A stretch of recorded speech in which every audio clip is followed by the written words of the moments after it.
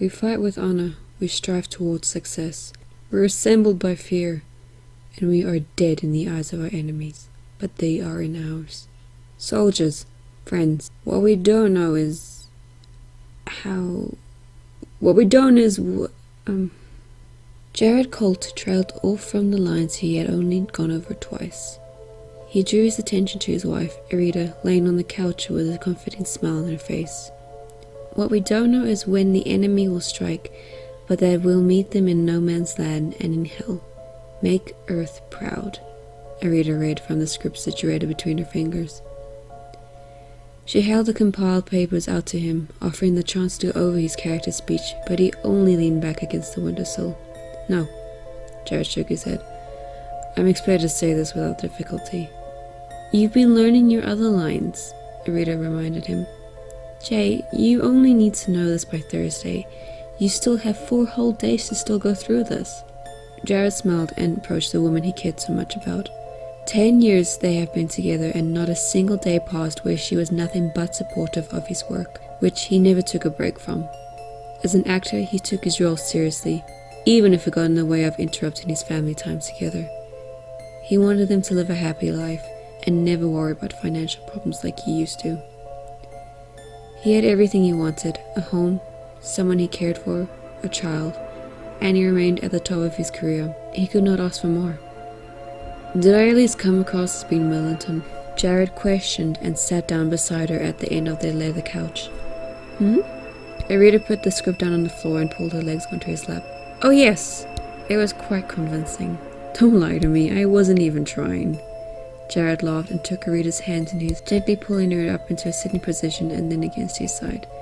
How are my girls doing? How are you sure there's going to be a girl again? Arita stared down at her stomach, smiling down the slightly swollen bump.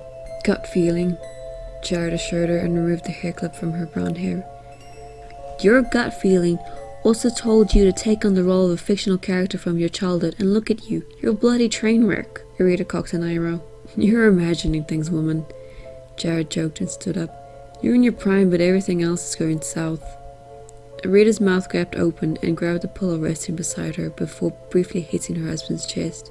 Watch it. The couch is already your best friend. Jared let out a laugh as he walked out of the lounge and made it upstairs. He heard his wife's heels clacking against the marble tiles, making her way to the kitchen. Jared walked past his study, his and Arita's bedroom, the shared bathroom, and then stopped outside of his daughter's room. He quietly pushed the door open to Celestia's room to find that she had fallen asleep over her covers. Her bedside lamp was on, and she held a children's book in her hands. Jared opened her cupboard and removed a thin blanket from the top shelf. He unfolded the purple material and placed it over Celestia's body.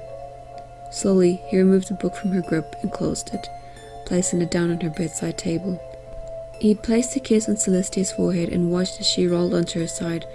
Her tiny hands reached out to her stuffed animal and braced it in her arms. Good night, Celestia. Jared walked out of the little girl's bedroom and closed the door behind him. As he did so, he heard a loud thump as something collided with the kitchen tiles, followed by the sound of glass shattering. Rita?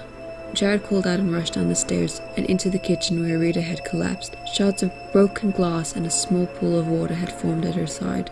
He hurried to her side and felt her neck and wrist for a heartbeat. Her eyes were closed and the pulse was near non-existent. Shit! Jared exclaimed and rushed to the telephone hanging up on the wall.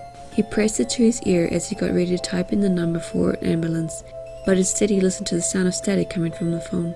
He hung it back up and reached into his back pocket, discovering that his mobile phone had no signal. Jared chucked the device onto the counter and picked Rita up into his arms, carrying her back to the lounge and placing her gently on the couch. The lights started flickering on and off, drawing Jared's attention outside the window to see that other houses weren't experiencing the same problem as them. Outside, he saw 2 men standing under a tree in his garden, watching him. He quickly drew the blinds closed and found Rita's cell phone on the coffee table. It also had no signal. The only difference was that the screen was flashing from the wallpaper of a family photo to the colors black, red, white, and then changing the happy picture into a negative filter. Daddy, what's going on? Celestia called from the staircase. I don't know, sweetie, go back to bed. Jared tried to look past the flickering lights, but even his daughter appeared odd. It was difficult to say, as when the lights came on, they did not stay on for longer than a second. The darkness ranged longer, between 3 to 5 seconds at the most. Go back to bed and switch off your lamp. Try and get some sleep. But I tried switching it off. I even plugged it out. Daddy, I'm scared, Celestia said. Same. I don't know what's going on. Jared rushed to the cupboards in the corner of the lounge and dug through it, hoping to find some sort of weapon. He was unfortunate, only getting a grip of the blankets, DVD cases, and a few loose CDs. A loud pound was heard against the front door, and Celestia gasped.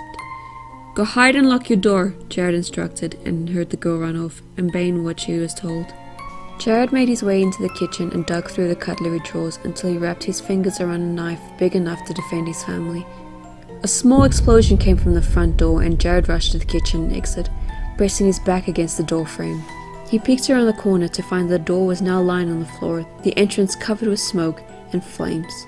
The two figures from earlier stood outside the door, and Jared watched as one of the men stretched his hand out to the fallen door and the flames disappeared. Jared turned back to face the kitchen, frightened by what he had just seen. Within the past few minutes, his spouse had collapsed, all lights were flickering, no phones were able to cooperate, and there were strange men about to enter his house. This was something far worse than what he thought the knife could handle, presuming everything to be extraterrestrial. Besides the dogs barking in the neighborhood and people chatting loudly outside their homes, he heard the men enter the house and then go their separate ways. One man was walking in Jared's direction. Jared struggled to think of what to do when the man finally got to him. Was he going to force the knife into the man's chest and risk the possible charges of murder, even though this all falls under self-defense? Or would he stand and wait for the stranger to make it the first move, even though he could pull out a gun and shoot Jared until his pulse stopped in his veins? He did not want Celestia to grow up without a father, nor did he take to the idea of knowing that her father was a murderer too well. Anything was possible tonight. Would she remember the weird incident before she retreated back to her room, or would she allow society to redefine what she had seen? The man in a black trench coat stepped into the kitchen and the lights went out. Jared held his breath and felt something tap against the side of his head. When he exhaled, he felt a stinging pain in the side of his head where he was touched.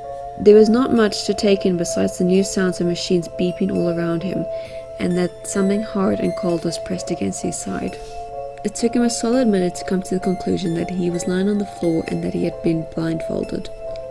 He cautiously shifted his hands towards each other to feel for any restraints around his wrists or ankles. Nothing. Removing the blindfold, Jared found himself in the corner of a metal-structured area, one he had never seen before, followed by different alien equipment and a creature standing by a sliding door. The creature was around his height. The skin was a soft grey color. It had unusual markings on its body and had black eyes. Strange horns grew from its back, head, elbows, and knees. It had no feet but rather strong and long talons that surfaced from the bottom stumps. Jared's mouth and lips went dry, making it hard to gather the right words to approach the creature, who he now noticed was holding a weapon similar to a gun. You have been here for a week. The creature spoke through its skeletal mouth. One of us gave you a dosage too strong for you to handle, keeping you out for days. What are you? Jared asked, feeling too weak to stand up. You know what I am, human. Your people like to write about us, and we like to write about you. We live among you, the creature said, kneeling to the floor, and picked the flask standing beside it, rolling it over to Jared. We are the Hayllie, a family sent to explore what it would be like to live with humans. I think my people would know if you were living among us. Jared took the flask, unsure of what to expect inside of it, although he wanted to contain something he knew well. You have been blind for many years, the alien stated. Rita Hayllie is one of us. We each have a cloaking device in our bodies. Once activated, we are identical to your kind. When we wish to reveal our true forms, the device picks up on our desire and lets us go. Where is my wife? Jared asked, not wanting to believe the creature until he heard the words come from Arita. Arita has been placed under stasis. She lost a lot of blood in an attempt to free you from our scientists. She is dying, but it is only fair. She lied to us. She lied to you. How? It is highly dangerous for any human and a Hayllie to breed. The creature growing inside of Arita was killing her, but she chose to ignore the pain and see what happens. The creature called in Jared's direction and took the flask from him, removing the lid. It gripped the sides of Jared's jaw, and he felt the creature's nails piercing his skin, forcing him to open his mouth. The flask was placed against his lips and liquid poured out of the bottle into his mouth. He realized it was water, and the Hayllie let go of him. Jared took the bottle from the creature and downed the liquid inside until there was nothing left. But I have a daughter, Jared said after some silence, and the creature let out a soft laugh. Your words mean nothing. Arita stayed true to her clan then. The child is nowhere near human. The creature tilted its head to the side. Your thoughts are denying everything I say, are they not? Because I know she's my kid. Is she here too? Jared asked, starting to feel much better now that he had something to drink, although his stomach growled from the lack of food his body had been missing out on. Believe what you must, but our clan has a favor to ask. The Hayllie member ignored the question, placing his gun down in front of Jared. Will you, a strong figure in your society, be the first to represent peace among the humans and the Hayllie? Why? Jared asked. What makes you so sure you will be accepted so easily? Everything takes time. If you do so, we will let you and your child live a long life in peace, with the benefits gifted of the Hayllie clan. What about Arita? Arita is dying and she is of no use to us. She is a traitor and no one is willing to help her. Say no to us and we will take your child away from you, and we will continue experimenting on your kind. Take the weapon and walk with us through the streets. Make us known. Jared felt like he was not given much of a choice. He was losing his lover, and the chances of Celestia not being his were almost believable at this rate. Even if she was not his, it did not matter. It would not suddenly change the years he had known her. How many of you are on this ship? Jared asked. I need to know who will join. There are 5 of us. This is not a big ship, the Hayllie said. However, we need you to confirm with our leaders what your intentions will be on the matter. Of course. Jared picked up the gun and stood up. The weapon was much longer than the length of one of his arms, but it was much lighter than what he expected it to be. Lead the way. The creature agreed and got up. It walked past the automatic doors and stepped into the hallway. Jared followed with a bit of distance between him and what he hoped to be a liar. They passed many areas Jared presumed to be bedrooms connected to the narrow hallway. He couldn't wait to dig through the different sections. The first chance he would use to find something to help Arita and get back home. It needed to be his only chance to get away from all of what he had seen. Why trust me with a weapon? Jared asked, wondering if it even worked. In our culture, we give the one we are offering a chance to live amongst us the opportunity to rethink what we have discussed.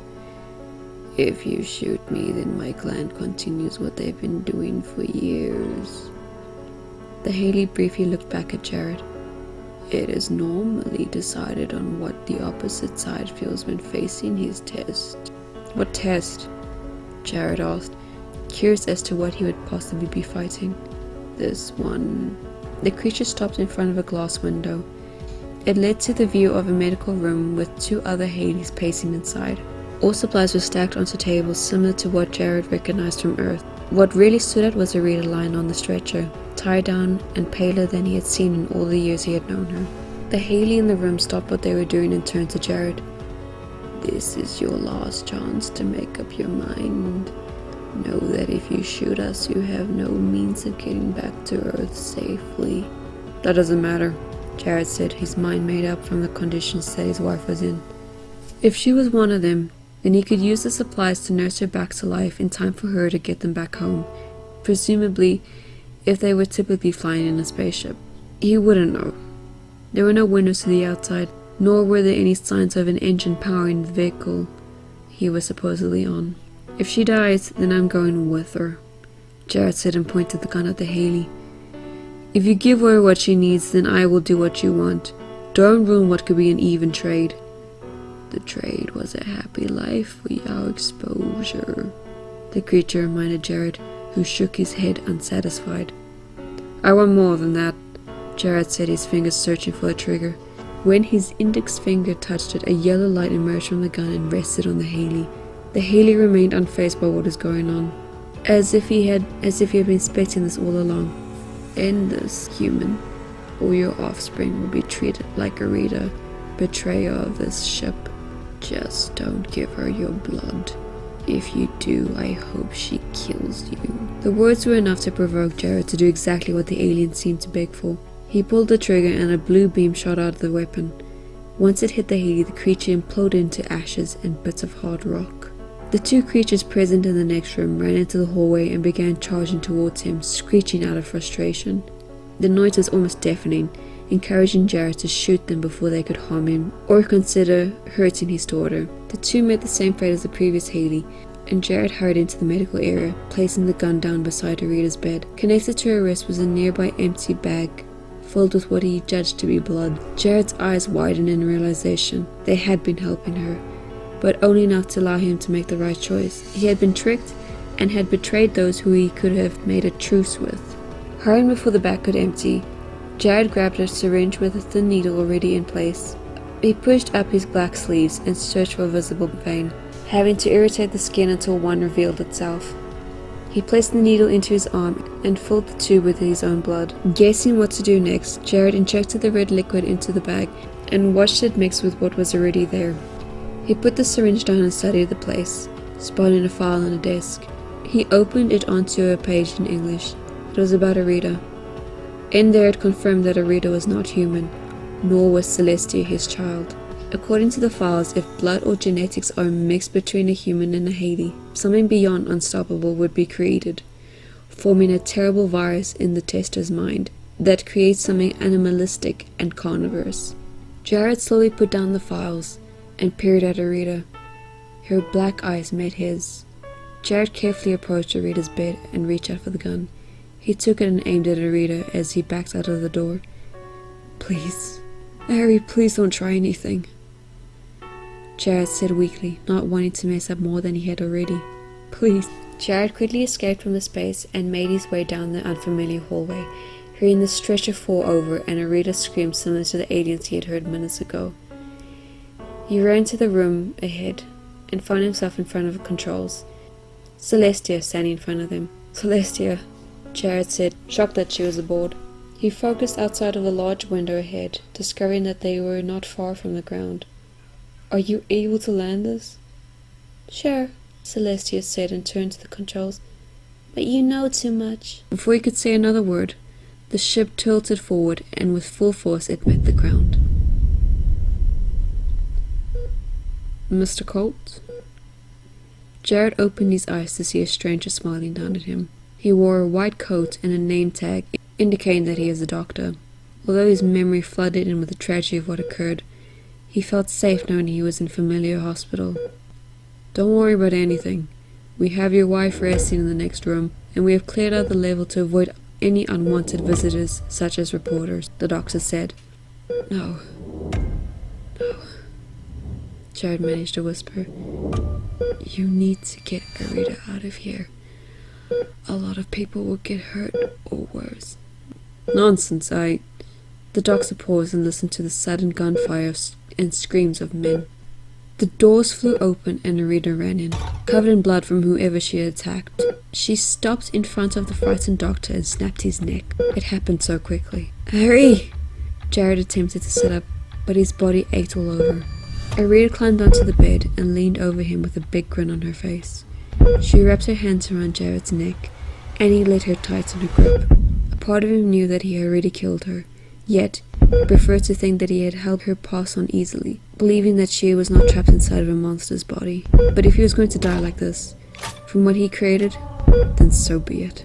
It was not long before tears formed in Rita's eyes and she let go of him, watching as he gasped for air. She climbed onto a table and made her escape through a ventilation above, leaving red evidence as she went. Security and a few nurses ran in and moved Jared into a safer place to recover. There he was watched by 5 guards, although he did not feel safe.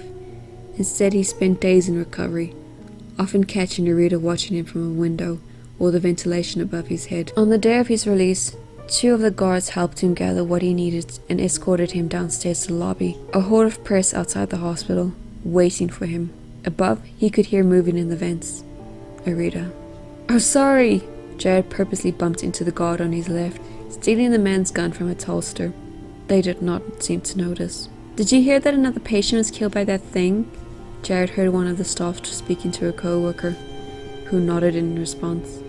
"Jared!" A reporter walked towards him, holding out a recorder. "Your neighbors witnessed you being carried to an unknown vehicle, and your daughter was recorded fleeing from an ambulance. What can you tell us happened before the crash?" "That I was kidnapped," Jared simply said, and the security guard pushed past the reporter, continuing the walk. As Jared approached the exit, he heard the ventilation above begin to creak, followed by it breaking apart as Rita crawled onto a weak spot. Revealed to the public, she looked frantic and starved. She eyed everyone before she spotted Jared. She screamed in joy and advanced towards him. Jared raised the gun and started firing until the barrel was empty.